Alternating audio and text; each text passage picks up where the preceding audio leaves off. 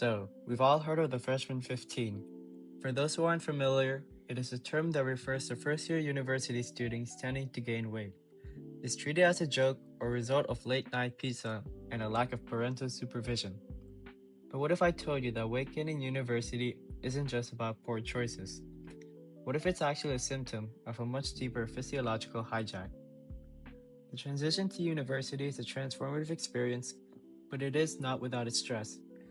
Data by Anish and Roy reveal that over 81% of university students report moderate stress, with another 7.5% reporting high stress. We are talking about just under 90% of students under some cognitive load. And how do they cope? For nearly half of all students, the answer is uncontrolled eating. My research delves into why this happens.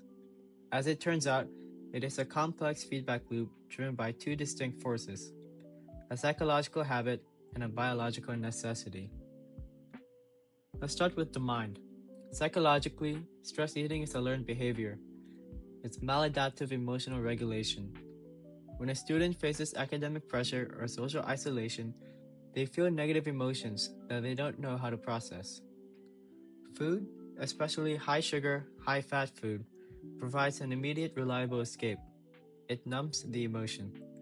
And because it works temporarily, the brain learns a pattern that stress equals fat. Research shows that students with lower mental health literacy, those who don't understand their own emotional states, are significantly more likely to fall into this trap. But if this were just a habit, can't we just unlearn it, right? Well, that's where the biology comes in, and it gets much more complex. This is the HPA axis, the hypothalamic pituitary adrenal axis. It's your body's alarm system. When you're stressed about an exam, your brain perceives a threat. The HPA axis activates, flooding your body with a molecule called cortisol. In an ancient survival context, cortisol mobilized energy to fight a predator. But in a modern context, cortisol does something devious. It activates the brain's dopamine reward circuitry.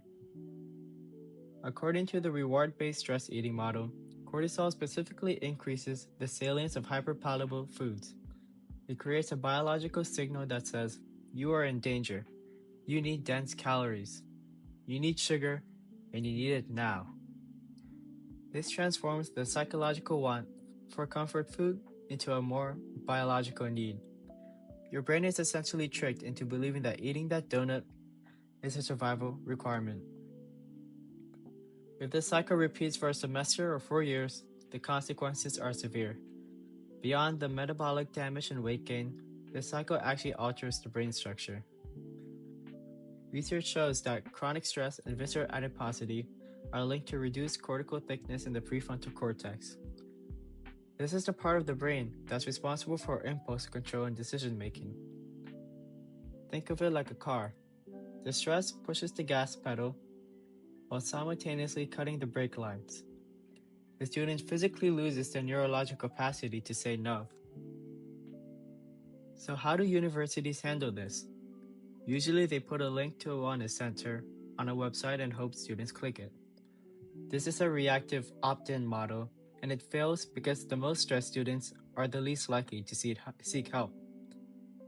My research proposes a shift from current solutions. We need a proactive, mandatory curriculum integrated into first-year seminars. It combines two things: psychoeducation and mindfulness. First, we teach students the neuroscience I just explained. Knowing why you have a craving removes the shame. Second, we teach mindfulness. Techniques like the pause technique act as a physiological antidote. They downregulate the nervous system, lower cortisol, and buy the prefrontal cortex enough time to come back online. It essentially restores the brakes. So to conclude, stress eating is a brain-based problem that requires a brain-based solution. We have to stop telling students to just have more willpower or to stop eating, and start giving them the tools to hack their own biology. Only then can we turn the university experience from a health hazard back into a time of growth.